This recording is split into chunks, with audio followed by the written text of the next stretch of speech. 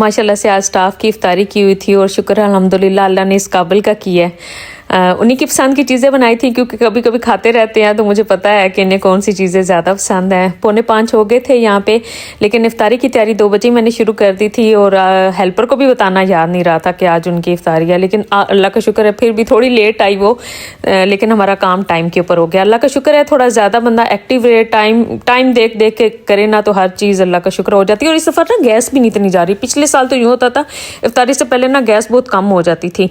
आप लोग भी मुझे बताएं, आप लोगों के यहाँ तो कम नहीं होती। और बिरयानी मंगवा ली थी मैंने, बाकी सारी चीज़ें चिकन का सालन, पकोड़े, समोसे भी मंगवाए थे क्योंकि उन्हें पसंद है।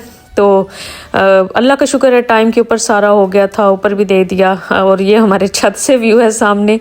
और बस अल्लाह का शुक्र है, अल्लाह का करोड़ों बार शुक्र है अल्लाह ने इस काबिल का किया है। और अल्लाह इन बच्चों को बहुत ज़िंदगी में आगे लेकर जाए, कामयाबियाँ अता हों और उनकी दिल की हर ख्वाहिश पूरी हो। मेरा बहुत दिल करता है। और ये सब बच्चे माशाल्लाह बहुत अच्छे हैं, बहुत ही मतलब नेक सबसे पहले और मेहनती।